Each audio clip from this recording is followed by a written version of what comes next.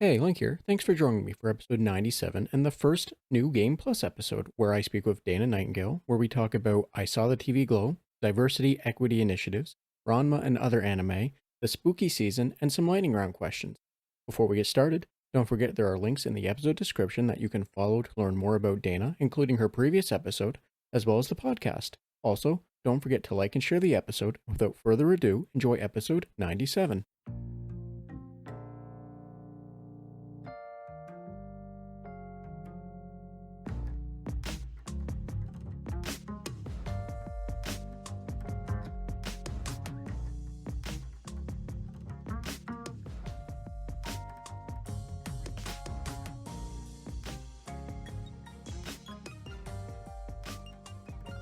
Hi, and welcome to the Red Tunic Podcast, a podcast where I look to rediscover what makes gaming fun and enjoyable by having positive conversations with those related to the industry. My name is Link, and today I'm joined for the first returning episode featuring Dana Nightingale. It's been about 2 years since I've spoken with Dana, and if you'd like to hear our discussions relating to her history and how she ended up at Arcane Lyon, and the more traditional questions, check out episode 49, which I'll conveniently have linked in the episode descriptions. However, for today, Dana is joining me for a New Game Plus, if you will, for the podcast, which means this is more a conversation with everyone's favorite goth aunt, and her opinions are very much her own. Hi, Dana. How are you doing today? Hey, I'm feeling pretty good. How are you? I'm doing all right. It's a Friday, which means Yeah, it's the end of the week, which means tomorrow is, the weekend. So yeah, I'm doing yes, pretty all right. yes. By this day, the "what a week" type jokes just fall flat because everyone's like, "Yeah, what a week." Y- That might for be a me, deep meme culture cut. I don't know. for me especially, I Monday was a holiday for us. It was Canadian Thanksgiving. Oh yeah. And I would like to say by Tuesday I was already saying what a week. Um so yeah, Friday it would Yeah, feel same. really flat today to be saying it of all days. Yes. Now, Well, it's good to be back. It's good to be back. yes, Has it really been 2 years? it's I looked when the episode released and your episode released on November 11th, I want to say. Oh, Um wow. of 2022. So there's a Oh, very wow. real possibility that our first recording, 'cause, I could have looked, I just didn't. But Oh, our wow. recording itself could have very much well been like 2 years ago, give or take a day at this point. Okay. Okay. That it that's I mean, this is kind of related to something we're going to talk about a bit later, but that's just a couple of weeks before I finally got my prescription for HRT for hormone replacement therapy. So like November of that year, that's like a big month for me. Y- That puts the time in context. It's been a while. I'm y- nearing my 2 year anniversary of that. So y- I will say congratulations. I'm Thank sorry. you. I don't know the appropriate way to follow up that without Congratulations is perfect. awesome. Thank you. I'm like, how do I say this without being pandering or what have you? But I good, believe good. the correct response would be something like, "That's awesome." This is a That good thing. yes. Yes, exactly. I know that. Yes. Congratulations. That's awesome to Thank hear. you. Um, I'm I'm happy that you were able to work that out just because I remember Yeah, took seeing 2 some of your years. tweets about having to work through that Yeah, with the the French medical system. system. Yes, So yes, with complicate like, they found any roadblock that they could, like, just grab to be like, "Hey, here's a reason to delay it. Well, what about this? yeah, we saw your old Twitter picture where you after you got your nose pierced and your nose was a little uh swollen. That's a no for this now. Like yes, weird little cut before we recorded, but anyway. But yeah, Yes, I'm happy to hear that it's working out for you that you were able to get that. So yes, it's awesome. yes. Congratulations. Um Thank you. yeah, I don't know personally what else to really say beyond that. Just from a I don't know standpoint. I hope that makes sense. That's perfectly fine. Do not worry about it. So There is an entire film on Netflix right now called Will and Harper. Usually I say Harper and Will because I'm being I'm being annoying, but it's actually called Will and Harper. And this entire thing is about a cisgendered person, Will Ferrell, navigating his new relationship with one of his oldest friends, who is now Harper Steele, and going on a road trip together. And a recurring theme during this documentary is Will trying to figure out like the way to talk about these topics. And we talked about like spoiler warnings before, but this is kind of a joke spoiler warning. Spoiler warning, just ask honest questions. That's it. It's as simple as that. So thank you. That is wonderful advice, I think, in that, it just levels the playing field really quick right away. Yeah. I will do my best to remember that one. So thank you. You don't have to feel awkward or uncomfortable. Just ask the question honestly. Yes, yes, I understand. Yeah, and it's one of those things where like you say that, and it's like, well, yeah, of course that's the simple like what like of course it's that simple. What the hell? Yeah. It's a very Um, good documentary though. I highly recommend it. it's honestly it's on my list. My partner and Yeah. I, we talked about wanting to see it Mhm. after the trailer came out. I think I showed it to her, she found it or what have you. Yeah. It's Um, a good but trailer. it's just one of those things where there's so much stuff and it's Yeah, I know. always hard, you know? Yeah, I understand. There's so much Um, stuff. yes. Now, Dana, before we do get started or get more into it, I'm Yeah. wondering if you would mind uh, just telling anyone that's listening a little bit about who you are, like the elevator pitch for what you think is most important for people to know, or however you want to interpret that before we get started. Now, as I said, they can definitely listen to episode 49. However, Sure. if they don't want to do that, or they're listening to this one first, if you don't mind just giving like the like I said the elevator pitch, Yeah. that'd Oh, probably help. totally. Sure. So as you might have guessed from the conversation thus far, I'm a trans woman. I'm in my mid 40s. I'm an expatriate. I grew up in the United States. I moved to France maybe, let's say, 14 years ago. It's been a bit. My French is terrible. Thank you for asking. Um, I am in game development, which is why I moved to France. You mentioned a little earlier, Arcane Leon. I am a member of the dev team there. I'm a designer. I work most of my career. I've worked in level design, but that's not what we're here to talk about today. What else can I say? I this little catchphrase that I've been using, which was actually coined by I really want to get the name right, but I'm gonna get it wrong. It's like a close friend of a close friend. And what happened was I had like posted a new photo, I think, to some social media, and my friend was like physically right next to me, remarked that their good friend described me as a cool goth wine ant, and I corrected that to tired goth wine ant, and that's kind of been my little slogan ever since. So I appreciate that she thought I was cool, but I'm more tired than cool. Yeah. So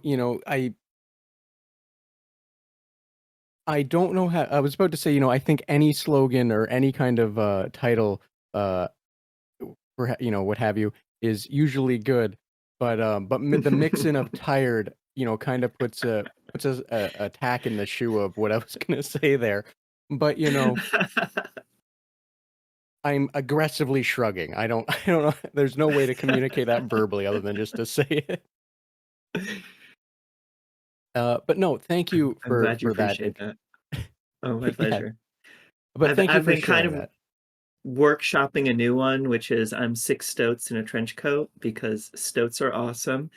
And it's like it rhymes and it's also alliteration. And yeah. It, the only question I would have with six stoats in a trench coat is how the logistics of the arm movement works. Who's really in control when you have to use the computer. And We can't give I don't away know if, our secrets. We can't. I think that's a better answer than the joke I was going to make. So thank you. Yes. Because then, the otters and the raccoons might try it. And like, no, we've got the market cornered. Yeah, there's already another podcast where, someone is just a trench coat full of bats. So I don't think, Mm, and they keep it a secret too. So I think yeah, at this point, the guild, the Animals and Coats Guild would just get upset. they would. They would. And someone I know is writing right now, oh, that doesn't actually rhyme. Leave me alone. It rhymes. It rhymes if you want it to, kind of like Yeah, orange and door just hinge, right? yeah. Oh, absolutely, totally. If it was in a song, we could find a way to make it rhyme. It rhymes in my head. It's also Yes. alliteration. I think that one's harder to contest. It's definitely alliteration. Um, I don't, I have to look at what alliteration means. I don't, Just the repetition of syllables, thank you. the repetition of sounds. Then yes, one cannot argue that it is alliteration. Um, anyway, as I said, Dan, thank you for sharing all of that. I appreciate the elevator pitch, as I'm sure other people do as well if they had not listened to your previous episode or had not immediately paused this one to do that. So thank you. Now, Everyone wasn't like shutting it off immediately. um, now I want to at the top of it really quickly. I shouldn't say really quickly. That kind of makes it sound like we're going to try and rush this. However, No, right no, out the taking gate, our I time. want to, talk about the literary carrot that I dangled in front of you to arguably get you back here, and that was to talk Uh, about I Saw the TV Glow. Um, which I have made you watch. well, it was on my list to begin with, but Yeah. it got moved up on the list to watch. However, I do want to say this right out the gate, that if anyone is unsure of if they want to watch this or it's on their list to watch, or what have you, we're probably going to talk about things or at least allude to things that are spoilers. So Yeah. I will put a timestamp, obviously, for the start of this part, as well as the end of our conversation for I Saw the TV Glow. So if anyone wants to avoid spoilers, by all means, this is your chance to do that.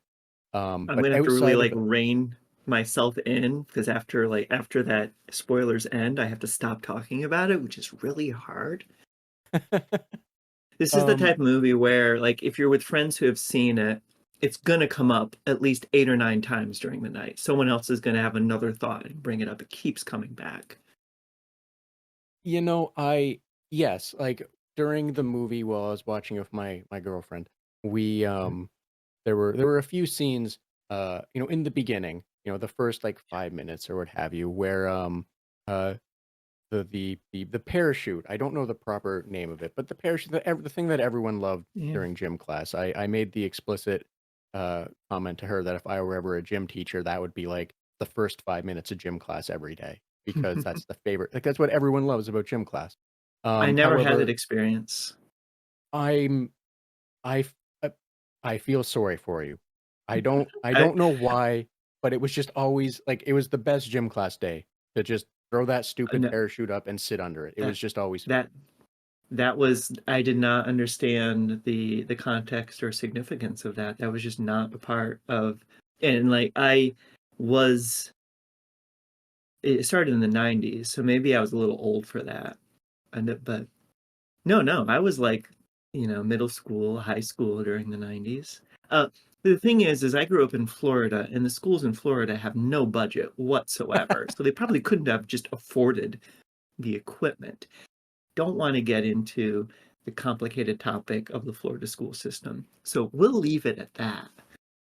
But back to, I saw the TV Glow, right out the gate, there was, as we're watching the opening 5-10 minutes or whatever, I'm like, okay, Mm, there's a lot of coding, I think is the term the yeah. kids use these days. Um, with that parachute being um the colors that it were. I don't remember the exact. She said it was the bi colors, I think. I don't remember the colors of the flag, so I'm just gonna say yes, that's Um, what it was, I was maybe? looking I was looking for a pride flag in the parachute colors, and I don't think there was one. And maybe they did that to make you look for it, but I don't have an encyclopedic knowledge of all the pride colors, but Yeah. maybe it was the bi one. I don't know, but I think it was I that it didn't was see just it. those 2 or 3 colors, but Yeah. either which way, Mhm. right out the gate, I'm like, "There's a lot of coding here." And then, we'd have as we do, we'd talk a little bit as Yeah. things were happening. Well, maybe the important thing is it makes you think of pride flags That if is you don't know yeah. the colors. Yeah, no, that's a very good point as well, that it's that part of it is just, Mhm. making you think, whether or not it Yep. is accurate or not, but to make you think, right? Sure. Um, but as we were watching, it got to the one scene where all the tables were upside down in the Yeah. cafeteria, and I'm like, "Okay, this is weird. I'm just gonna stop talking." Oh, yeah. Like, The that was upside the down tables was, and it's called void high. I think it's Yes, very, very early. It's communicating to you that something is wrong about this place. yes, and, that was the This moment is I a went, "I'm wrong place. yeah, so like, something's wrong here," and that made me go, "I'm just gonna shut up. Yeah. I'm Yeah. just gonna start watching. I'm not gonna, like, we're not And gonna do our normal back and forth." all of the corridors are covered in these really insipid inspirational messages. And like one time it dwelled on one, which was like pain is weakness leaving the body. And it's such a Yes. useless phrase. Such a useless statement. Yeah, you beat me to it. I was actually gonna bring that one Yeah. up because yeah, it sat on it just long enough. Um, Yeah. but anyway, I will kind of let you take the lead on I Saw the TV Glow because, it's a little fresher for me. I do have Yeah. thoughts. However, uh, I would like to hear your thoughts. I'm just going to take it to 11 immediately Go right because ahead. the thing that everyone talks about immediately as soon as the discussion begins, and this is how every conversation has begun with everyone who's seen it and I've talked with, is the ending. And we all have very different takes. Um, my take, and it's not unique, I've talked with at least two other people who have had a similar take, but that's like two other people and we're still the minority. Um, it's not ambiguous. It's not ambiguous. It's a hopeful ending because it is depicting a moment that I've experienced myself. It, it's a it is a terrifying moment, but it's the turning point. It's the bottom. It's the moment where this is it. Like it's so hard to describe it to like a general audience. This is the moment, and I immediately thought of my own version of that moment of realizing that it's all about this. It's all about this one thing. Everything has been leading to this one moment, and now you have realized an undeniable truth. And I'm still dancing around spoilers, but we're talking about the ending. I'll get a bit more precise in a second. And nothing will be the same after this. But it's not immediate. It's not like, there's no fairy godmother moment. It's I've hit the bottom, and the bottom isn't a teleportation spell to the top. Like you're still at the bottom. You're still at that worst moment, like the worst moment of your life. It's still happening. And a lot of people I think were really wanting some triumphant, like, and like snap your finger and everything's okay now. Like that's not how it works. That's not ever how it works. You still have to work your way out of that pain, out of that fear and doubt. But the undeniable thing happened because earlier in the film she's talked about how afraid she was to look inside, to like what would be inside of there if I looked in there, and she thought it would be empty. She thought there would be nothing there. But finally, after she puked up the lunar juice or whatever it was called, because they put the camera on the sink and you see that she vomited up the lunar juice. She opens herself up and she sees the TV glow, and it's a joyous moment. You can see the change that comes over her face. She's sudden. It's euphoric. It's positive, but the journey out still has to happen. It's not like there's no magical portal. There's no, she's not going to walk into a wardrobe and come out in the fairy tale land. She still has to make the rest of the journey from there. But it was the critical turning point where, okay, this is the next stage of her journey. And sure, it's a cliffhanger. But for people who, well, not everyone, I'm someone who, this was like a 10-year process for me. And that moment for me, that darkest moment, was, I don't know. I'm not clear on this, on the timeline. I'm tempted to look it up because I can pinpoint the date of when that happened if I just go back into some old records. Like the gap between that and me actually coming out to the world, that was like a month and a half compared to 10 years of denial and running away from it. So there was unambiguous to me what that moment represented. I thought it was incredible and really powerful, and also kind of a gut punch when I talked to other people and they had other trans folks, and they had a very sad a feeling about that, and their takeaway was that, oh, she never transitioned, and I'm like, no, that's not what it's saying at all. So no, yeah, sure, yes, it's a cliffhanger, but to me, it was not ambiguous. What that represented, it was like almost a title drop. So, thank you for that. I understand where you're coming from.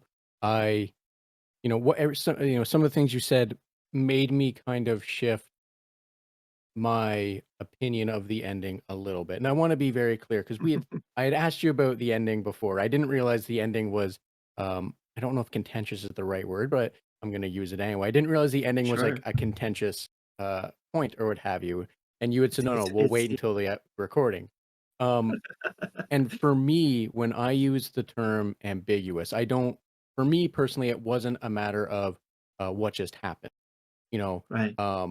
The ambiguity for me that I wasn't a fan of was kind of in the same way the original ambiguity of the ending of Shawshank Redemption was, where Yeah. you see just Morgan Freeman, he gets out, and that he reads the Yeah. note, and that's it, or something along those lines. It's been a long time since I've seen that. So the proper ending that they Yeah. changed it to is Morgan Freeman's character, Red. He gets to the beach and he sees Andy. Oh yeah, I do remember And that. the ambiguity before was you didn't know if Andy actually made it safe, if Red actually Yeah. made it there, what have you, what have you. And test audience were like, we would like to have some form of Oh closure, right? gosh. And the Yeah. ambiguity I um that I wish wasn't there was that yes, the character is leaving after opening themselves up and seeing that, everything that they are Mhm. was like the TV, their memories, their what have you. Um However you wish to interpret the glow, right? But was I them mean, I know uh I interpret it. how they were had they the whole time they had been suffocating, right? Mhm. um and then them leaving. Personally, if they had just shown them walking to the school, that would have been taken that moment of ambiguity out, because that to me would have been they are Why 100% moving walking to the towards. school? That's where the grave was dug, because the school has in other cuts, even after, I'm terrible with names, so after the other character, after she had left, had Maddie, aka Maddie. Tara. Maddie, or Yeah. well, Maddie's not her name. And the last time that Isabel called her Maddie, I shouted to the TV, "That's not her name!" And then she said, "That's not my name." Right. Yes. So when Tara after they had disappeared and they were gone, they Yeah. had still did a showing of the school of the football field Yeah. with the grave dug. So Right. for me, I would have personally felt it was a little more, yes, they're starting their Okay. journey, had they just shown the school. Like that's where they were walking toward. That for me would just have been the I closure I personally would have wanted. However, I see. um, I but didn't either. yes, and that's fair. Like, uh, Yeah. yeah, I, that's fair. That's just personally me. I would have just liked to have that little bit of a no, this is definitely the direction they were going. yeah. But I kind of like movies that I don't want to say they Mm, wrap themselves up with a bow, but I like it when they sure. kind of what have you. But that's just me personally, not to Uh, dismiss anything you said or other people's take. I now this is so my interpretation is that that was Tara's journey. That doesn't mean that is Isabel's journey. They're going to have very different journeys. What the voyage to your true self looks like is going to be different for every single person. So yes, that's what Maddie slash Tara had to go through to become their true selves. That doesn't mean it's going to be what I mean as from what we see in the film is that God, I can't even remember the Owen, was it? I I'm think so. totally I just think used to so. thinking of her as Isabel. Um, he's already gone through hell. Like it's a very different type of hell. Like she doesn't need more pain and suffering.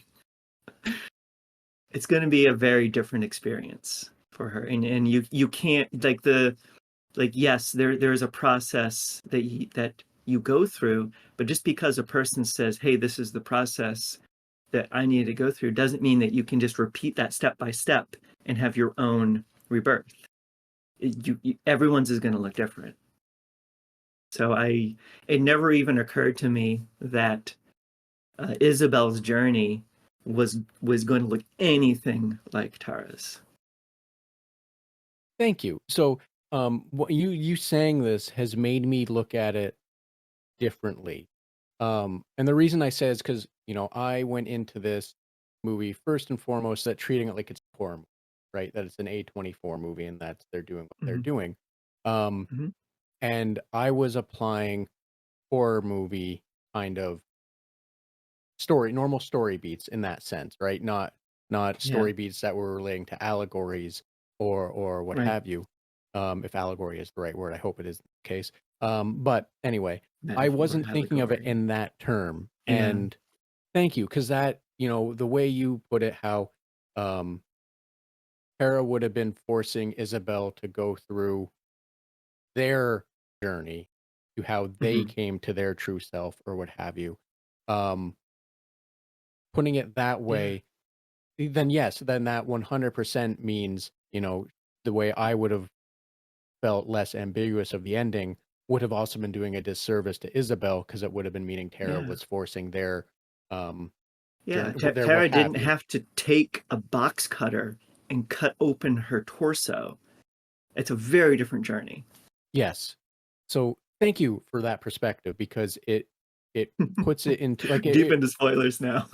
it 100% reshapes my Yeah. view of the ending, and that's I don't know, my partner and I, we discussed it, but we were more focused on the story beat endings, not the Yeah. allegorical endings, or Yeah. implications. So I'm gonna I'm share that not with her and see if familiar. she smacks me and goes, well, yes, obviously. But anyway, sorry, didn't mean to cut you off.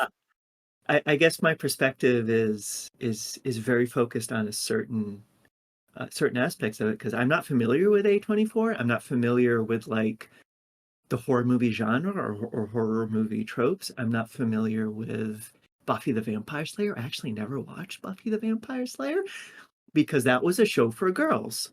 Huh.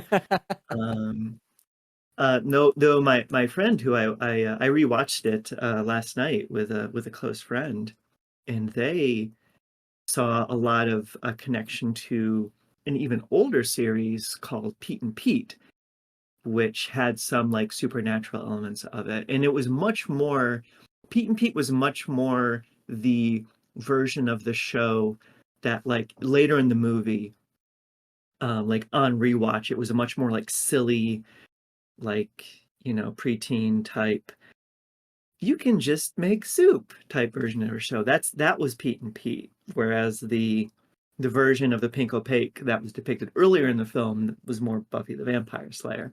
So I did have the Pete and Pete references.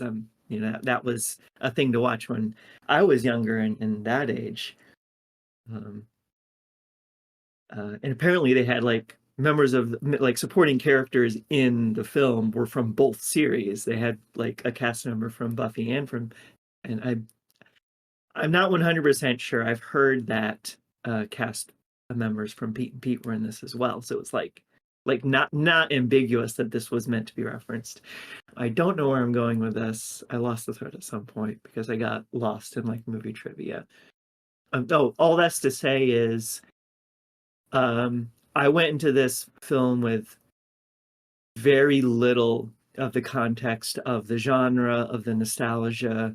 It was really just to me an exploration of someone who is on the verge of coming out for most of their life and what it takes to finally bring them to that moment, which is something I identify closely with as someone who, like, I didn't take 20 years for me, but it did take 10 years, and like my life before that just was with the overwhelming feeling that I didn't know how to be myself. Everyone would just tell me, just be yourself. And like, I don't know how to do that.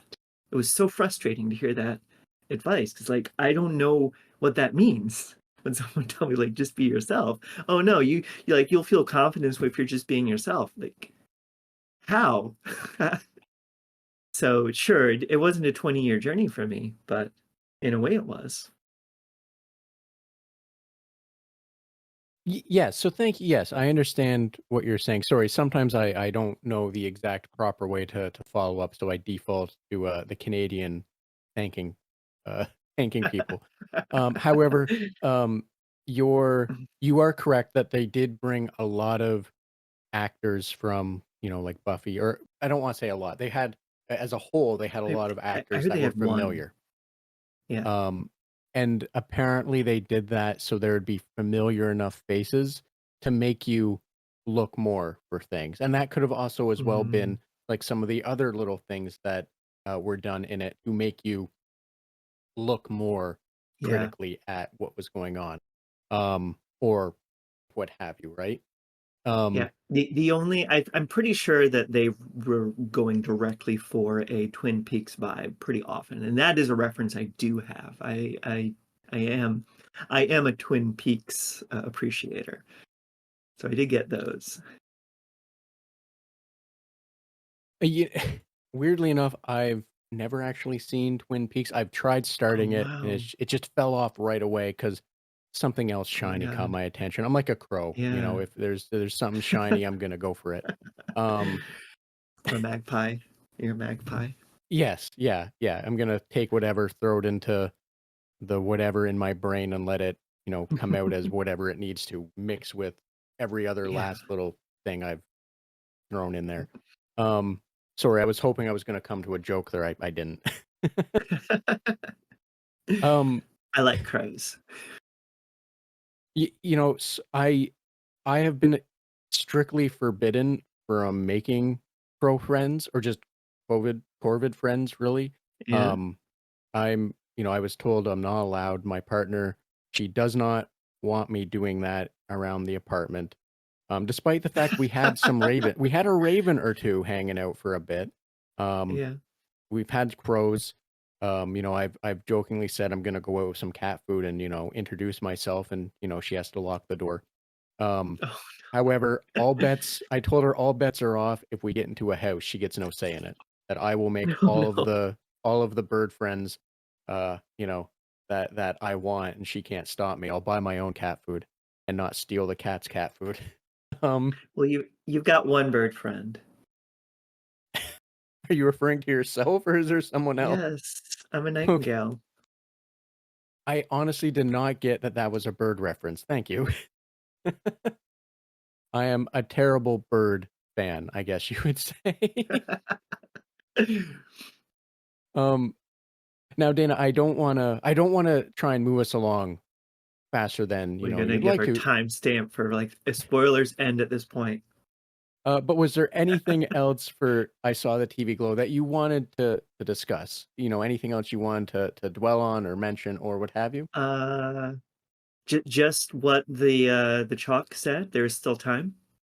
I kind of want to recommend to people to watch Will and Harper after this because that is a story about a woman who transitioned in her 60s, which is older than Isabel was at the end of I Saw the TV Glow. So even if like it took her another like 2 decades, there's still time. There is no time limit here.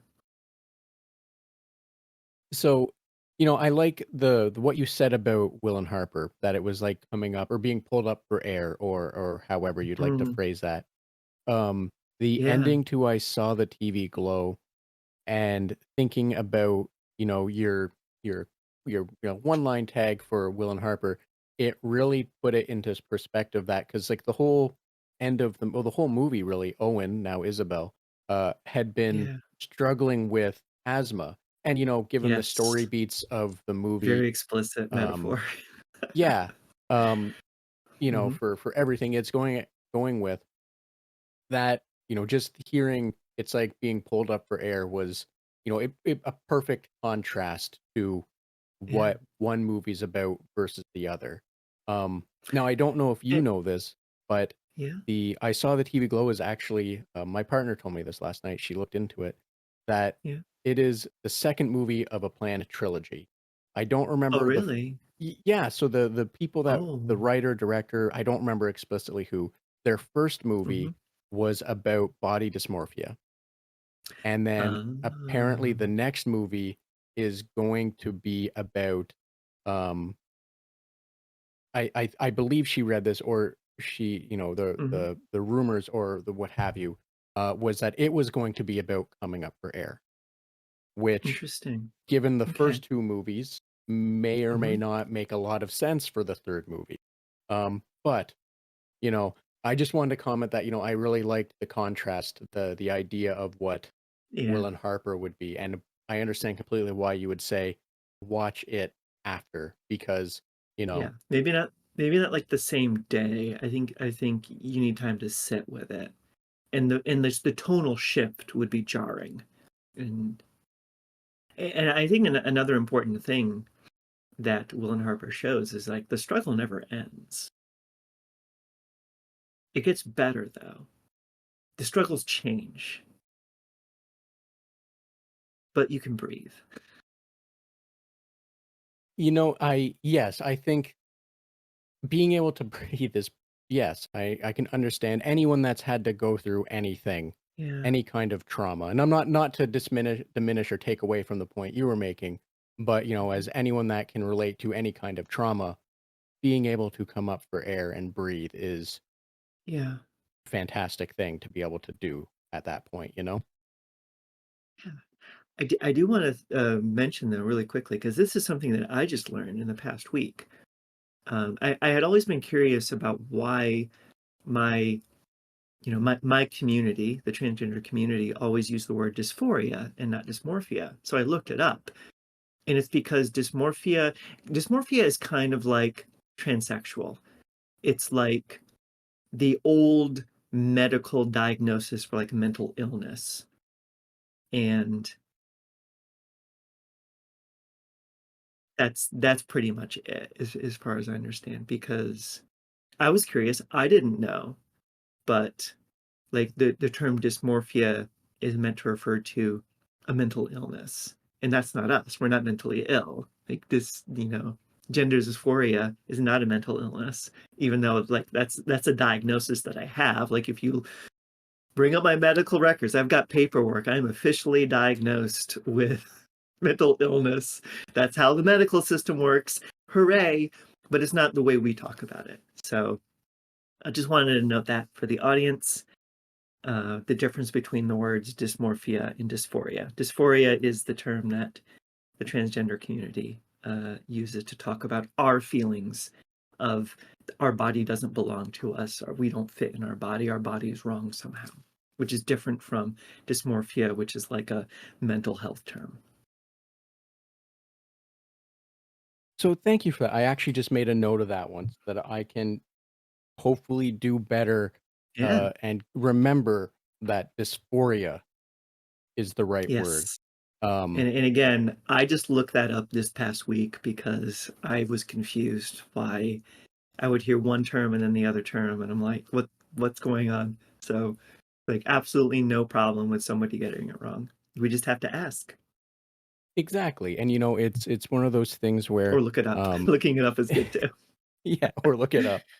Yeah. But it's one of those things where I've seen and I've experienced or what have you, in that you can be speaking with people that are supportive, our allies, or however you want to phrase it, and they Yeah. don't use the right term. And like Mhm. usually, if you correct them or just like Yeah. hey, FYI, usually everyone's very happy to know that because most Yeah.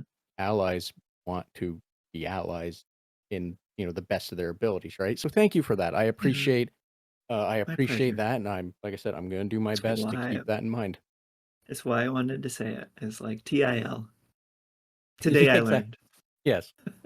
Um. Now, Dana, as I said, not to rush, but if there Yeah. wasn't anything more for I saw the TV glow, I have some other questions that I would like to bug Yeah. you with if you're okay Let's with it. keep on rolling forward. Awesome. So there we go. Officially, the spoilers are done at this point. To recap for something that was a bit of a spoiler, Will and Harper, Dana recommended watching it maybe a few days after watching I Yeah. Saw the TV Glow. Uh, Watch it after. exactly. Yeah. But there, so I think Like that'll the next encapsulate the day. Yeah. but that'll encapsulate not having to exist inside the spoiler tag. Um, Yeah. Now, I do want to ask you this, Dana, and Yes. it's weirdly enough, for a bunch of people have actually started poking about doing the new game plus. This has been a question that I wanted to ask a varying amount of people, especially because right now, I'm just going to say it this way: there's so many chuds just out there dunking on DEI. I still don't know what DEI means, to be quite honest. I really don't care to learn. Diversity, equity, inclusion. Oh, okay. So it is actual thing. I was Oh, assuming it yeah. was them making up like some weird, like No, it's real. crappy thing. Mhm. But okay. So thank you. I I'm not sure if it's equity or equality. I go with equity because that's the better term. Yes. Yeah, I'm involved in DEI initiatives. I'm like part of the tip of the spear for the DEI for my studio. But Interest. So it is actually not like yeah. a bad word that they're just trying to co-op it as a bad word, but it really isn't. No, no, no, not at all. Okay. Thank you. That was my perception, just because if Chuds keeps saying something, I kind of take the Sure. approach I of mean, it's yeah, sure. They like to take things that are real and ruin them. exactly. And that's kind of where I hear them saying, I go, okay. But thank you. I understand that that is, Mhm. an actual thing. Now, Yes. all of that not to diminish from the question I was going to ask, but because of Mhm. that topic being dunked on so much, or people trying to pull it down, I think is more appropriate in this context now. Yeah. I was wondering uh, about your opinion of diversity in gaming and what it means to you Mhm. and why you feel that it's important. Oh, golly. I know that's a loaded question in a We sense, it's or a big question, heavy question, what have you. as, as creative people who collaborate, your collaboration is not a collaboration if it's just another copy of you that you're collaborating with. Like the true value, the beauty and the joy of collaboration is when you're collaborating with someone who with a different point of view, with a different background, with a different like type of identity, it is like absolutely necessary for the collaborative creative process to be doing it with people who are different from you. And you want a diverse team. You want every member of your team to be treated with equity or equally, whichever. I know there's a definition there with nuance, but let's not get into that. And inclusion means that you want to make sure that everyone has been given the space to share their perspective, share their voice. You can do everything to like assemble your team to get all the people together, to get the minds together. You can have like this incredible brainstorm with all these different faces and voices. But if you don't take the time to make sure that everyone's included in the discussion, because a lot of people like me, we're very quiet. We don't want to necessarily share our insights because we are afraid of being the outlier. Inclusion is taking the active step to ask, to go that step further and say, you, specific person who is a member of this team, what do you think?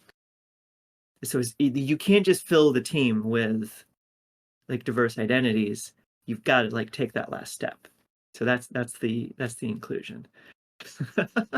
I feel like I'm talking in front of you know a board of I don't know. I don't know what I'm trying to say. Suddenly I feel very corporate. But it's like I hope you can hear the passion in my voice. Like this is something I believe in profoundly. Yes, I want to be very clear that, I appreciate your answer. Sorry, now I'm acting like I'm sitting in the boardroom. Um, but no, thank you for explaining your opinion, your view on that. And like, I understandably, can or I can understand Yeah, why you'd be passionate. I can understand why a lot of people are passionate about it. I personally, uh, I've spoken with like yeah, friends of mine that, one in particular, she was like, I won't play The Witcher because I'm tired of playing as men. Right. which I is know this isn't, completely fair perspective. yes, completely valid. And, while Yeah. I don't know to the extent of, I do want to rewind a bit because I kind of jumped over the difference between equality and equity, and I do want to make it clear that I just feel like that's a topic that's way too deep for the time we have. But Mhm. like in a nutshell, equality is like everyone gets the exact same kit. Equity is everyone has a different kit that allows them to participate at the same level. So there's absolutely difference between the two. The reason why I say equity is because the second one, it's like people have different, everyone's different. So equity is about doing the specific individual different thing that every individual person needs in order to get them up to the same level, where equality is just everyone gets the same thing. So I want Yes. to move on from that. I just wanted to make it clear that there's an important difference between those two. Yes, and just to quickly touch on that as well, the thing that I like the most for explaining the two Yeah. is the people standing at a fence watching like a baseball game. Yes, that's the Equality, image. equality is Yeah. getting everyone gets a milk crate to Everyone stand gets a on. box. Yeah, Yeah. everyone gets a box, and it means the person that couldn't see over the fence can now see over the fence, but the person that already could, they're now towering higher. Whereas Yeah. equity means everyone gets brought to the same height, which, Yeah. like as you said, is very nuanced, um, far more nuanced than I think we have time to fully delve into or Yeah, it's a delve huge into. topic. But Yeah. they It connects directly with the idea of inclusion. It's you need to you have to put individual effort into it. yeah. But just to note on like the nuance and that there is a fundamental difference between them and the Mhm. approach that you would take to being equitable versus equal. Um, Yeah.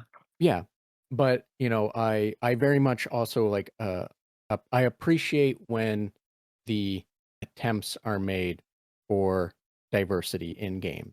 Um, Yeah. most of the time, uh, and I say most of the time just because I'm sure it's been done badly at some point, but all of the examples I have seen, all the games I've played that have done it or have had it Mhm. as like a consideration have done it Mhm. well because as well as you're passionate about it, as I'm sure most, if not all of the people that are part of teams or what have you are passionate about it, is that getting proper representation is not a dirty word, no matter what some people want to try and argue. But like, Honestly, I think they're having bad faith arguments. I don't think anyone's like anyone who argues that way doesn't seriously believe what they're saying. They're pushing an agenda that is so far removed from the version of the world that is required to exist for many of us to survive at all. So I have no interest or patience in their arguments because I don't believe they're real. or they're just dumb. Sorry, I could not resist. It was a low hanging fruit. I just had to take it. I am Sorry. giving them the benefit of the doubt. There's this phrase, never equate malice what could be explained by stupidity. I think the contrary is true as well. Fair enough. However, but no, I thank you for, your input or your opinion, however that should be appropriately framed on diversity in gaming and, why you feel it's important, like what it means Yeah. to you. I am focused on diversity behind the screen in the dev team, in the creators. That's my number one focus as far as like the identities and the backgrounds, the depictions of the characters that you see in the game. That's for a narrative team and that's for the art team. I'm a designer. I am in the leadership. I'm focused on my team, making sure that we have a diversity of input from the creators.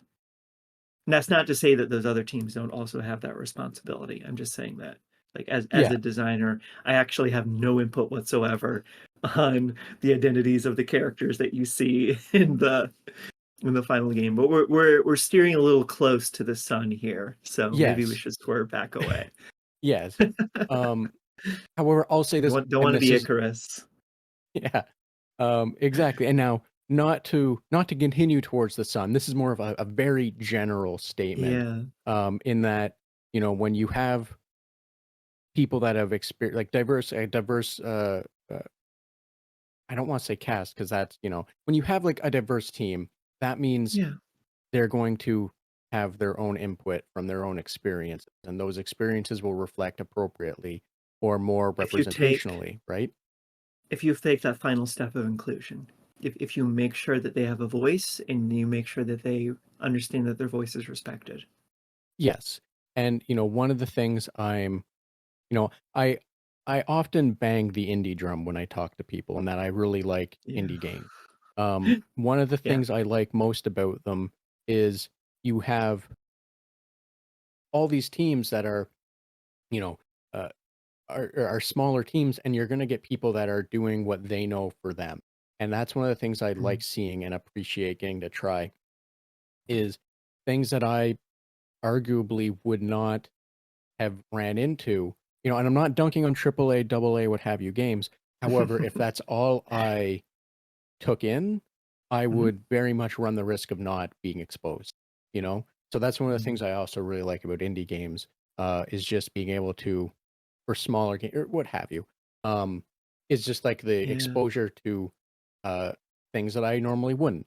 But anyway, as you said, trying to avoid flying closer to the sun. So with that in mind, um, I'm I'm gonna ask this. I'm gonna move along, and Yeah. bug you with a different question.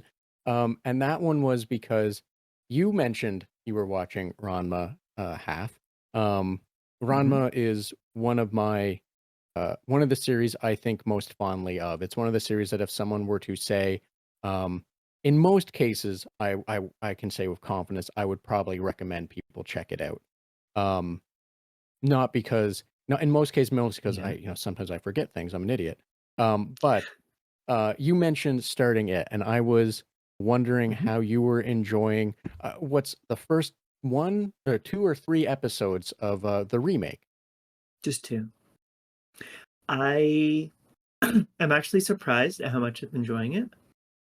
Um, My knowledge of this manga and anime is that this is something that we have this term in our community, the egg cracking moment. What cracked your egg is a question that we ask, and the manga or the anime is is an egg obliterator.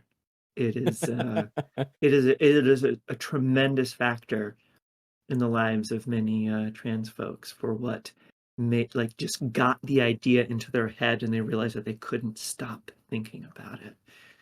And excuse me, I look forward to the new series, which has just like gorgeous production values and is delightful. It seems super fun, wonderfully written, wonderfully animated. Um, I look forward to I actually maybe I don't. It's probably on Blue Sky that I put it out. Like I look forward to another generation of folks with obliterated eggs because this is a lot of fun, and I love how just it's treated as, yes, this is a magical thing, but everyone just kind of rolls with it. It's like, okay, this is happening. Like, all right, yeah, it's fine. This is strange, but also okay, I can accept it, and I appreciate that. So, I'm trying to think of how to follow up to that or how to like phrase what I'm about to say. Um, I think Rumiko Takahashi, the creator, the Mhm. mangaka, um, you know, she was one of the earlier people that were writing strong female leads or Yeah. female leads in general, um, Mhm. strong or otherwise. Just because of when she released that or when Yeah. she released her stuff. Um, if you don't know, and anyone that doesn't know, typically women were treated as like mothers, little sisters, damsels in distress, Yeah, whatever, I whatever, remember whatever. anime in the 90s. Um, and like generally speaking, the female characters that were written were not. They were they had Yeah. a purpose, and that was why they were there, kind of thing. Whereas, Ru- Occasionally you get a femme fatale like Faye Valentine who suffers from her own series of tropes, but yeah. yes, um, but Or Motoko, the major. right. Um, so like I the think it's the late, Motoko. I got the emphasis wrong there. It's been a while. I've always said Madako, but yeah, probably Yeah. I'm horrible at pronouncing. Nausicaa. Nausicaa's fantastic. I love that. Valley of the Yes, Wind. No, not Valley of the yes, Wind. Yeah, Valley of the Wind. it is Valley of the Yeah, Wind. yeah. Don't watch the original dub edit. That's just a weird hack job. Watch Oh the no, I newer one. always watch the sub version. It's Well, no, it's no, one of my no. favorite Miyazaki films. The original release for North America, they did a bunch of editing. They somehow framed it that the male characters were the leads. Um, it's a horrible, Yeah, I've horrible I've cut. seen that version. I've seen that version. Yeah, Um, that's the version I grew up with, and it's a much better movie than we were all led to believe. um, yes, exactly. Yeah, the real version is shockingly, Hmm. by Miyazaki is a fantastic movie. Who would have thought that his pedigree of other movies would have Yeah. been like anyway. So Um, certainly there are outliers, but yes, it's true. Like usually you've got your Bulmas and your Chi-Chis, and that's about it. and the nice thing about what Rumiko did, or Miss Tai, however the naming convention needs to be properly said. The nice thing about Ranma was like you said, it's just, well, yes, it is a point of, um, well, yes, it becomes this thing where like they want to be put back to quote unquote normal. Hmm. Um, However, the level of acceptance, largely through the entire series, um, Yeah. is is there, right? It's just like, Yeah. yeah, this is just how it is. I think, And I need to point out that so I haven't watched the original, Mhm, so I can't comment in this way, but what I've heard from the our trans mask brothers, is they deeply identified with that as their transgender journey of this person who needs to be their true self, and that true self is male, and they're fighting with this female body. So even that is still just egg shattering. It goes that's what I think is lovely about this, is that it can I saw the TV Glow. Oh no, spoilers for I saw the TV Glow. It is telling a specific trajectory, but Ranma one half could go both ways. Yes, and the thing not to diminish what you said. I like that has historically seemingly been that Yeah. egg cracking moment, and that people have asked Rumiko Takahashi about her Mhm. views on some of this stuff, and from my understanding, she has largely been like, yes, I'm happy to hear that, that's great. Mhm. Because originally, if I'm not mistaken, it was about the balance of yin and yang, the mask Okay. and the masculinity and femininity. And the whole purpose of yin and yang is that there is Yeah. masculinity and femininity and masculinity, as well as other interpretations or what have you. And Sometimes that, people make transgender stories by accident. yes, and what I'm getting at is I'm happy that when asked about it, she has basically just been like, I'm happy that this is how people are interpreting it, that she has not that she just Good. embraced it. Yeah. A Excellent. nice fun fact though about it, which Mhm. I just love bringing up, is people have asked her, like, well, what happens if Ranma as a woman were to get pregnant and then turn into a man? And her response is, don't think about those kind of things. That's weird. Don't make it weird. I want to talk so much about this topic, Sure. and this feels like it's a whole different podcast. Is this? Some people are going to be like really angry with me for saying this. This obsession with plot logistics over character, over story, over theme, over meaning. This obsession with plot logistics. I know a lot of people have a lot of fun with it, and I think that like within the fandom that's fine, but I find this obsession really frustrating of just, hey, and kind there's YouTube channels dedicated to like pointing out plot holes in movies and shows, and I'm not gonna name names here. We know what I'm talking about. But it's just I feel like a lot of creative people, a lot of writers, a lot of showrunners, a lot of I feel like they've kind of internalized it, and there's this current, and I know there's a lot of other factors here, and this is like I'm getting way out of my lane by talking about this, but this obsession with just the logic of plot dominating the stories that we can tell, and it drives me nuts. And like I'm watching something and I'm like, oh, this has a lot of potential, and then I watch 5 more episodes of it that are obsessed with just plot logistics. Like, wow, this is about nothing I care about. You were telling an interesting story about characters that I felt like I wanted to know more about, and I wanted to know about their journey, and I wanted to know more about like their experiences going through this situation, and all I'm getting is plot. It's absolutely killing me.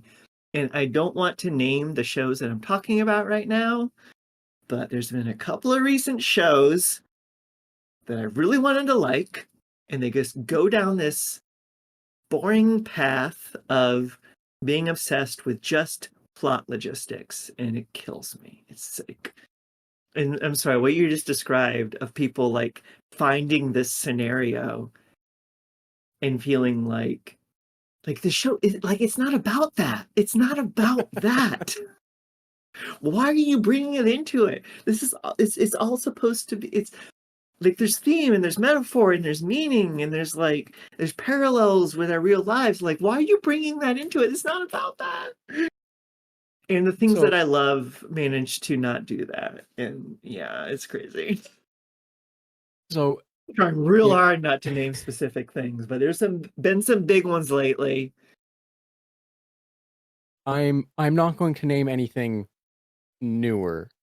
because I don't watch a lot of new stuff. It's hard for me, like I said, Yeah. time and all that. However, I will say the one that I think people have been dunking on for the last, God, 20 years now at least, 20 is years, the okay. Star Wars the Episode 1, Phantom Menace. How, it Oh. takes a hard turn to being politics. It's like no one cares. We don't want to see everyone voting. The Simpsons did it. Everything has did it. So like I I'm not dismissing what you're saying. What you are saying is definitely not a new feeling from people. And Yeah. yes, especially for Ranma in this scenario, I wholeheartedly agree. Just yeah, Yeah. cool. Like, That's not the focus. it's not about the plot, it's about the feeling. Yep. It's about what this moment means to these characters, and like what their perspective are and what they're going through. So, what I will say though for Again, I'm Ranma, way out of my lane here. I'm not a writer, so please don't come at me. But it's just my feeling as someone who enjoys stories. yes, and that's again, yeah, I'm not gonna, disagree with you because I'm largely the same in that I more or less sit and I enjoy the media as it's presented if I can. Um, Mhm. I try to avoid going deeper unless there's a reason to go deeper.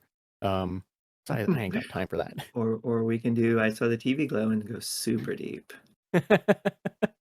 I it's still fresh in my mind. I think I Yeah. am dangerously out of my element So on like processing. still staying true, still staying true. Wow, that was a hard thing to say to our non-spoiler, like we're past spoilers, but this I feel strongly that this was not an example of the obsession with plot versus the obsession with character theme, etc. Like this is an example of it's not about the plot. It's about like the journey these characters are going through. And what Yes. it all means, the metaphor behind it. Yes, because I will say, and not a spoiler, but the plot's kind of nonsense. It is coherent You're not enough supposed to to watch it for the drive. plot. Yeah, Ignore the plot. exactly. Yes. Yeah. You watch it for the theme, the allegory, the everything else about it. Yeah. Um, but what to roll it back a bit. But I'm Yeah. happy you're enjoying Ranma so far. It is a fantastic series. I hope you continue to enjoy. I don't know how far along they're going to get. I don't know how many episodes they're doing for this or seasons or what have you. Probably Um, fewer than everyone wants. yeah, I'm kind of like having to accept the fact that there could be no more Frieren, there could be no more Chainsaw Man, there could be no more, I don't know, like they make as much as they can make and then it's over. So I appreciate God, I need more Delicious in Dungeon though. Dungeon Meshi. Come on.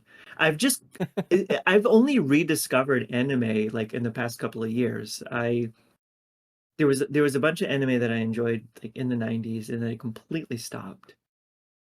But recently I just like dropped the names of a couple of shows that have like just recaptured my like appreciation for this.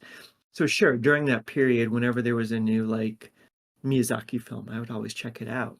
I remained a dedicated fan of Ghost in the Shell, though I have not watched anything post Standalone Complex season 2. But constantly I'm trying to get folks to rewatch the original film. Um, no, I can't remember which anime it was that pulled me back in. Was it actually Chainsaw Man? Because I saw so many people's whose opinions I really respected just gushing about the show. So finally I'm just okay, I have to check this out. This looks like something I should hate. Why are all these people who normally I trust so much just absolutely in love with this show? And I watched it and I'm like, oh my God, this is incredibly good. This is so good. This is not what I expected at all. This is not about any of the stuff that this is not about the chainsaw. And like I was saying earlier, it's there's like layers of metaphor and meaning and like character theme and like it's so deep and rich. And so and it's like, okay, what's next? Like, okay, so Frieren, okay, Delicious in Dungeon. Everyone was already talking about that. It's a wonderful show. What else? I checked out Jujutsu Kaisen. Pretty good. It felt like not as good as Chainsaw Man, but still, like, that's damning it with faint praise. No, that's the opposite. It's faint praise, damning it. No, it's good. It's good. It's just it can't hold a candle to Chainsaw Man. Um, and so now, sure, Ranma 1/2 comes out. I'm like, okay, I've already gotten back into anime. I'll give it a look. There's probably others I've forgotten. The Nier Automata adaptation was interesting. It was at its best when it was not just recreating the game. Yeah, there's been others I can't remember, but yeah. So I will say this about Chainsaw Man is that Yeah. my favorite thing about Chainsaw Man is that Denji and Power are so stupid. They are so stupid. And I'm I love them both. There is a season 2 coming, as far as I That's know. good. And That's good. I'm not going to spoil the scene for you. However, Okay. there is, because one, the majesty of it, but there is a scene, and I hope there might be a few instances of this. However, I Yeah. hope me saying this makes you go, this is probably what he was talking about. But there's one scene where Denji and someone else, something is they're falling or something. And he goes, "Why don't you just do this?" And he goes, "I can do this." And then does something so incredibly stupid that both of them are amazed it works. Yeah. And they're just like, he's paired up with like someone that's just as dumb as him. And like I said, Yeah. I'm giving as bare minimum, so that way just hopefully when you see it, you go, this is what Link was talking about. Holy Christ, this Okay. is stupid. And it's I look forward to it. it's the thing I look forward to most outside of like the plot and everything else. That one scene is what I want to see the most because it's stupid people Oh, being max stupid. I knew there was another one. I forgot it. Carol and Tuesday. Wonderful. I know it's not, it doesn't seem to be something anyone's talking about, but this is so relevant. It is, it's like clairvoyant. Like this came out before the big AI grift, and it is about the AI grift. It's incredible. Like, the creators knew it was coming. Do you have any idea what I'm talking about? I haven't actually seen it. I've fallen off of making time for things or So fitting things in, but I'm just aware of elevator the series. pitch. Just elevator pitch. It is debatably within the same universe as Cowboy Bebop. Debatable, but just to like Interesting. set your expectation for the world. It is. It seems to be far in the future of that, where the dynamics have changed, like the power dynamics, like politically, have changed.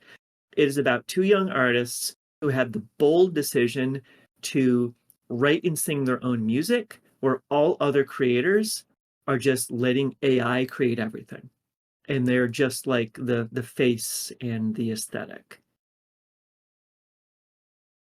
So Interesting. Carol and Tuesday are, and it's incredibly political. Like Tuesday is the daughter of a politician running for president, very Trumpian candidate. And Carol is an immigrant, and they are making music together, and they're writing their lyrics, they're singing themselves. The band is a real band, and everyone else is just all AI. And the music is good. So Carol and Tuesday, great series. It's creators of Cowboy and Bebop. A So Cowboy Bebop, not Cowboy and Bebop. I was saying Carol and Tuesday, so I did Cowboy and Bebop. No, you know what I mean. yes. So Carol and Tuesday, Cowboy Bebop. thank you for the recommendation. I wrote it down. I'm going to do my Yeah, best to get it in there at some yeah. point. Not, and I never say that in a dismissive way. It's always just, There's so you know, much. There's so much stuff. yes, You yeah, understand. I exactly. completely understand. Um, Now, Dan, I do kind of want to start working us towards the because I don't want to take up the rest of your evening. the rest of your day, the time that you have set aside for me. However, I do want to hit you up with some other questions. Um, they're going to be Yeah, a let's little go. shorter in this case, or let me rephrase that. Feel free to answer them however you feel, and if the shorter version is how you wish to do it, that's perfectly Got fine. it. Not again, not to try and rush you. I'm just, prefacing. Got it. However, I am curious what Mhm. everyone's favorite hired goth wine aunt. I hope I got that one right this time.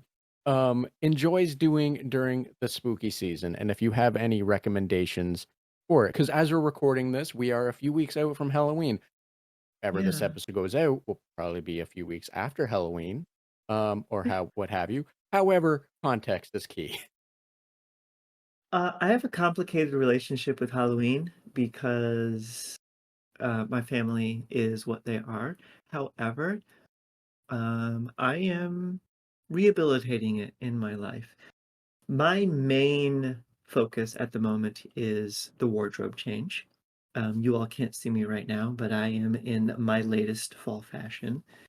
I mean, this is it is a time for me to experiment with new styles, new outfits. I love winter fashion. I love the transition to winter fashion. I love figuring out how to incorporate like warmer clothing and layers and scarves into what I'm wearing. As far as like spooky, um, I'm always afraid of mispronouncing this. I'm not even gonna try. Like the real name of the holiday that people uh have co-opted into Halloween. I Oh, want Day to of the no, I'm Dead. gonna get it wrong. Samhain. No, it's wrong. Oh, I am so okay. sorry. I'm used to seeing this in text, and I maybe once or twice hear it. Like this is not my background, but I'm far more interested in this than I am like the air quotes Halloween that I grew up with. And this is something that I want to learn more about, and I'm interested in like making a shift for what this time of the year means because I am all about discovering new things and learning about other cultures and traditions. So that is kind of an objective for me. In the meantime, sure, I have what's it called? The Last Voyage of the Demeter on my watch soon list. I'm thinking of inviting some friends over to watch that. That is a story taken from an ellipsis from the Dracula novel. What happens during the boat voyage? So I'm curious about checking that out. Um, Otherwise, this is the start of raclette season. So in France isn't really big on Halloween, but they are big on cheese. So as the weather turns, as it starts to get colder, people start bringing out their fondue pots. The raclette setup. Raclette is a type of cheese. It becomes very molten. You drizzle it onto bread and various meats and other tasty things. This is the time of year when people are planning raclette parties. So there you go. There's your answer. So thank you for that. I wish you the best of luck in exploring fall fashion, Hmm. I think is the best way to phrase that one. And as well as enjoying fondue parties. Now I Yeah. did look up this one because I was curious myself. Apparently, as you would read it as Sam Hain, is apparently pronounced as Sawin, That according to sounds better. Google. Um, Sawin. yeah, Say it again, please. Sawin apparently. Sawin. That's what Google says. Okay. And it's pulling it from the Library of Congress. Um, now, I would delight right now at being corrected by somebody in the comments or replies to this. Please teach me. yeah, because what I was about to say is I don't know if we can trust Google, because Google is one fever dream away from saying 5 + 5 is 26 again. So Yes. take what I just said at as little merit as you need to. Um, but no, I'm happy to hear that, you have some things to look forward to for the season, as well Yeah. as exploring other cultures. Because I am very much a fan of uh other cultures and just how certain things influenced it. Paganism in general, 'cause I believe Samhain Yeah. falls under that. Uh, being Gaelic, and Yeah. I think that's there's a connection there either which way. I'm always Yeah. a fan of the paganism Hmm. and how how that's been co-opted and stolen effectively by, like Yes. Christianity in general. Yeah. But I always like I hearing come about from a the very originals. Catholic culture, Italian. So relatable. Not the Yeah. Italian part, but the Catholic part to an Yeah. extent. I went to a high school. We had uniforms and everything. I Oh, should be very wow. careful about how I clarify that one. In Canada, that's a normal thing. Okay. Catholic I schools I in Canada. too went I too went to a school with uniforms. But just to clarify, in Canada, Catholic schools are not typically private schools. They are still public. They're just Oh, religious wow. public. Yeah, Okay. it's Okay, yeah, that's it's different. Yeah, yeah. Yeah. There's a reason I immediately said, "Oh, I need to clarify this." And for a Yeah. brief, Canada has several school boards. There's a French public, French Catholic, Mhm. English public, English Catholic. Um, they are Wow. all those ones are all public. Mhm. Like they're technically public, right? Anyway, sorry. Yeah. I immediately said that. I'm like, that's gonna come off that's gonna mean something very No, different this to is gonna people be that aren't. very, this is an educational podcast. Um, but yes, as I very much appreciate as well, like the paganistic traditions and just learning about the foundations of where things came from and such. So I very Yeah. much support and wish you the best of luck on that journey as well, because some of that stuff is absolutely wild. Um, Mhm. weird, but wild. Best way to put it, I think, when you for some of it. Yeah. Alright, let's keep going. Lightning round. Yes, exactly. So I'm gonna hit you with the lightning round now. And as I said Yeah. before we got started, lightning round, they're lighthearted, randomish questions, nonsensical. Don't worry about thinking about them too hard.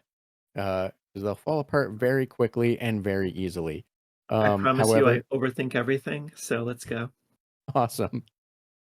And I'm like 1/4 through a bottle of red wine, so I'm gonna get real easy to talk to.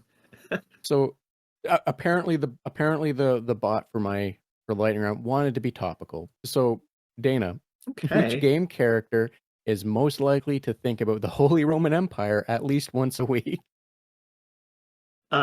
Right now I'm playing Manor Lords, and I would say that basically all of my villagers probably thinking about that. That is that's Wonderful a game, by the way.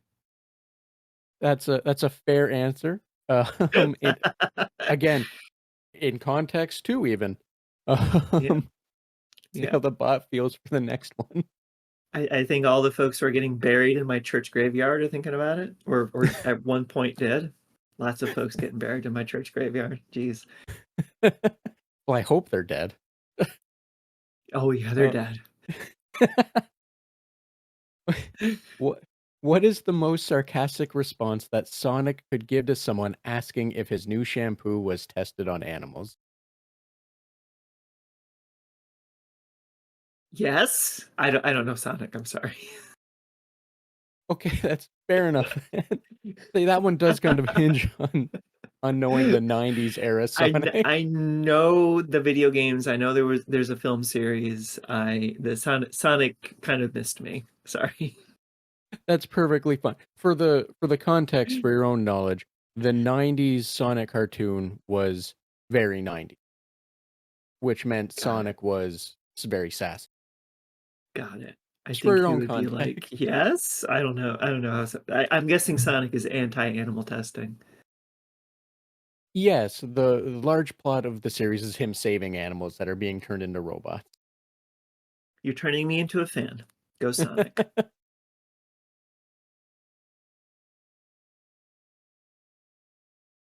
What person I don't know if this one's gonna land with you as well. I hope it does.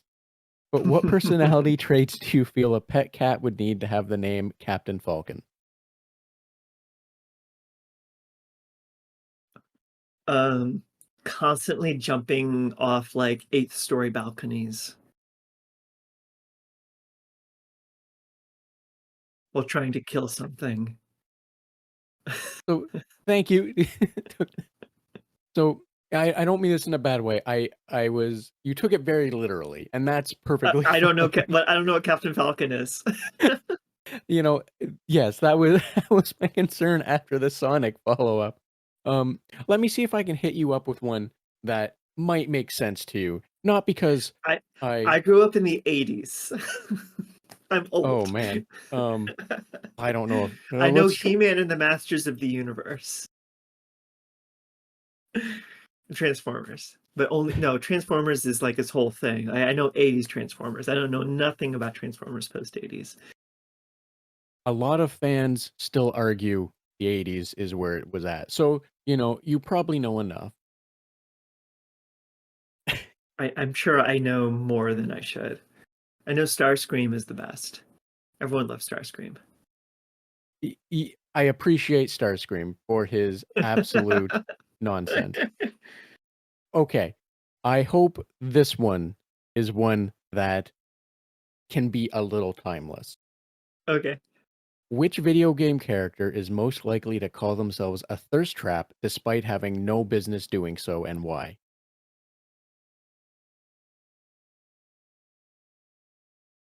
Alexis Dorsey. And why? I mean, you just have to meet Alexis Dorsey, and then it's obvious. So, thank This you. this Fair is a enough. character that I helped co-create, so I feel like I'm a little biased here. Fair enough. Fair enough. Thank you. Now, Dana, that's it for the lightning round questions. I'm not gonna bug you with any others. Um, so with that in mind, like I said, I don't want to take up too much more of your time. However, if there was anything else you wanted to discuss, a cool game, something else you just wanted to throw out there, or feel more people should just be more aware of, by all means. As well, please Oh let my everyone know god. where they can find more information about you, which I'll also include in the episode description. Um, I can't think of anything right off the top of my head. These days, the best place to talk to me is on Blue Sky. Just search for Dana E. Knight, like I am everywhere. Please do not DMing me asking me game dev questions. Like that's like literally what my job is, to answer game dev questions to my team of game devs. So like if you want to ask me a game dev question, just ask it in public. If I answer, I answer. If I don't, maybe someone else will answer. This is an ongoing problem. But yes, Blue Sky. I am happy to meet new people and make new friends there. Just please don't like say, "Hey, I have a really important like question about level design for you." Yeah, this is something that like I do during my job, so please don't. Please let me Um, walk away at the end of the night. I have stuff I would like to yeah. do that's not work. Yeah, like if you want me to answer this question, we have an interview process. We have like open positions. If you would like to like be considered as a candidate for our studio, you can go to jobs.zenimax.com. We have several open positions. Please apply now. Um, that sounded like a joke, but it's actually serious. You know, Yeah, I can understand the answer, that being the answer, regardless of how much of a joke it may sound like. Yes, I yeah, full well understand and appreciate, the separation of yeah. work and personal as best you can, right? So we've now come full circle. We've talked about me being an ant. We've talked about the wine. We've talked about me being goth, the fashion, and now we're talking about me being tired. So there we go. Yes, there we go. We haven't talked about the stoats in a trench coat, but that's No, perhaps no, we another have time. no. We talked about me being an ant, but that was before we started recording. So sorry for the viewers. We talked about that, but we agreed that I would not be swearing, and I was like calling upon my experience as an actual ant to be like, right, children. Okay, turn off the swearing. And I think I've been very good. Yes, all things considered, very good. Very good. Okay, so just to How let the audience have that bit of auntie moment.